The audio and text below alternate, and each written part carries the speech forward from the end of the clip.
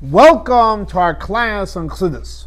We're going to be learning a beautiful Chassidic discourse of the Rebbe. The name of the Chassidic discourse is called Pinchas ben Elazar. The Rebbe said this Chassidic discourse on Shabbos Parshas Pinchas. That year was the 24th day in the month of Tmuz, which was also Shabbos that blessed the month of Menachemov in the year Tavshin Chavhei, exactly 60 years ago. So again, the Chassidic discourse is based on the verse where it says, Pinchas ben Elazar ben Aaron הכהן. Pinchas, who was the son of Elazar, the son of Aaron the priest. So the Rebbe says it's brought down in the Chassidic discourse from the Rebbe Marash, the fourth Chabad Rebbe, in a Chassidic discourse where he says on this title, that what is brought down in many holy books, that Pinchas was a reincarnation of Nadav and Avihu, Aaron's children. And because Pinchas stood up, and he went ahead and he was a zealot for what Zimri did, so he fixed the sin of Nadav and Avihu. So the question is asked, the fact is, what was the sin of Nadav and Avihu? They came close to Hashem and they died. What does that mean spiritually? It means they had a rutzai without a shuv. They were trying to cleave to Hashem without bringing the godliness back into the world. In other words, in Kabbalistic terminology, it's called kalois hanefesh. Their soul left the body. So the question is, how did Pinchas fix this? By going ahead and killing Zimri, because that itself is also self-sacrifice.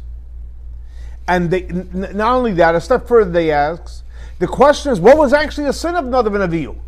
That what they were cleaving to Hashem. They wanted to go on self-sacrifice. Because we know self-sacrifice is a very high way to serve Hashem. Because the fact is, we know when you say Shema Yisrael, Hashem Elokeinu, Hashem Echad, when you say the word Echad, you have to be willing to give over your life for Hashem. As a matter of fact, the reason why Shema comes before the chapter of Bahai and Shemaya, so that you can accept upon yourself the kingdom of Hashem first, and then you accept upon yourself the accepting of the mitzvahs. And what does that mean? You're accepting upon yourself the kingdom of Hashem. That means you're willing to do anything what Hashem wants, up to the point of a serious nefesh, self-sacrifice. So if that's the case, what's this negative approach about Nadav and Avihu?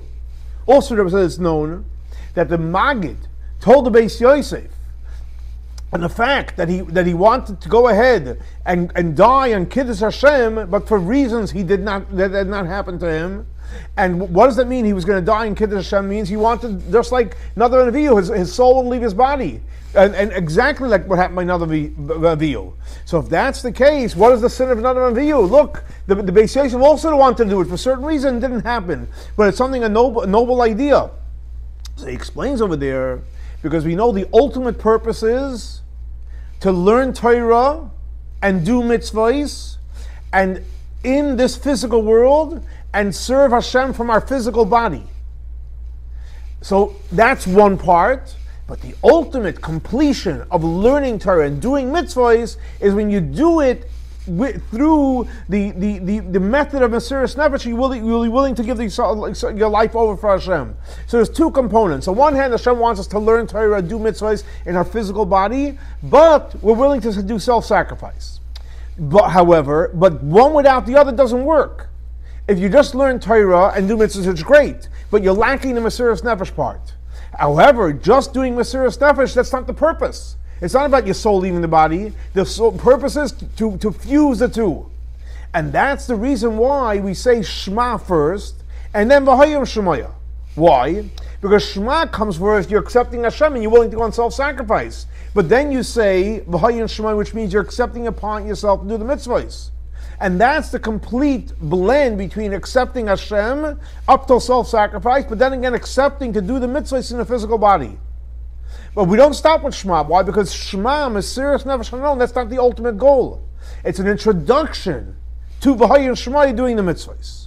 And that's also the difference between the Rotzi, which means wanting to leave and cleave to Hashem, and self-sacrifice of Nadav and Avihu versus the self-sacrifice of Pinchas. And also the difference also between the self-sacrifice that the Beis Yosef wanted, that the Maggid told him. Because why? Because by Nadav and Avihu, what happened was their soul left their body. And their body stayed whole. It wasn't transformed. The soul left the body. Just like in the world of Toyu, the world of chaos. And as the lights left the vessels. And that's not the intent. The intent is the light should always be connected to the vessel. So Nadav and Avihu's mistake was the light left the body. The soul left the body and the body was not transformed. However, the self-sacrifice of Pinchas, that was a self-sacrifice that he remained in his body. And the same thing also the self-sacrifice of the Beis Yosef. And that is the ultimate idea of Ratzui, the yearning. It shouldn't be where you're yearning and the light leaves the vessel. But on the contrary, the yearning should bring to come back into the vessel. How is that possible? Because the fact is the yearning, it's not from its nature, but when you do the yearning, you do it in a way of a bittul of acceptance. In other words, that you want to fulfill what Hashem really wants. And then when you go with that approach, that you're leaving, but you're leaving why? Because Hashem wants you to leave, then you stay focused on bringing back the light into the vessel. It means the Rotzi will bring back to the Shuv. And that's why it says in reference to Rabbi Akiva, when he went into the orchard, that Nichnas b'shalom, he went in peace, and the Yotzer b'shalom, he went out in peace. Why? Because what's the difference? Because what Rabbi Akiva was, when he went in with the perspective that it's all about peace. And he went in with peace, and therefore he left with peace. And that's the revolutionary idea of the sacrifices. Because we know that the Torah portion of the sacrifices is actually written in this week's Torah portion of Marach Pinchas. What is the whole idea of a sacrifice? It's rotzui, leaving, yearning, but then bringing back down into this world. In other words, even though in every single mitzvah you have the idea of rotzui, you're cleaving to Hashem and you're connecting to this physical world, but nevertheless, when it comes to sacrifice, you see it in a very revealed way. And that's why when it comes to the sacrifice, what does it say? Reach nichoichi. What does that mean? Reach is ascent, which means you're elevating from the physical world onto the spiritual world. And nichoichi, which is pleasing, is you're bringing it back down to this world. So you have it's leaving and it's coming back. And like the Chazal tell us, Hashem says, Nachas Ruach, it's a pleasing fragrance, She'amarti, I said, and my will happened. And what does that mean specifically? That when it comes to the drawing down and sacrifice, you have two components. One is a marti that Hashem said, which means you're drawing down from on high before you do our job, and then the pleasing fragrance that we doing what Hashem wants, which means it's the Leila, the awakening high, which comes after we do our job. So you have the blend between coming down from high down below, and then coming from down below on high. Now in the Kutei Torah, in our parsha, and the Rebbe says it's also, which is this Chassidic discourse is also printed in the prayer book of Chassidus, more at length.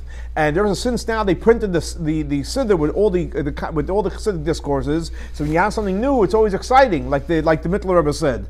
And the Rebbe says, I'm sure people are going to learn it in the Siddur and in general in this Chassidic discourse. But the point is, in that Chassidic discourse, he points out that in the beginning of when he starts speaking of the sacrifices, what does it say? It says twice via Marta. You know, it says via Marta Aleim, you should tell them as Karbani Lachmi Lishai, and then it says via Marta Lahem Zaisha. So it says twice via Marta.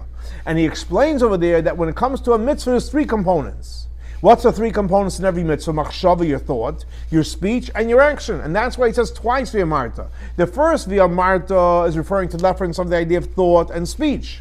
And the second via Marta is what? That the sacrifice that should be done in the way of action. So you see the whole component is it doesn't stay just aloof in thought and speech, but it comes down into action when you have basically both components. So here you have another powerful, beautiful Chassidic discourse in the Rebbe about the powerful idea of, on one hand, we're yearning. We want to come close to Hashem. Our soul's ready to leave our body, but the goal is to bring back all the energy into this world. Now, let's hope and pray that we have the coming of Mashiach, and our next classes will be in Yerushalayim, Ir HaKodesh. Have a great and blessed week. Shavua Tov.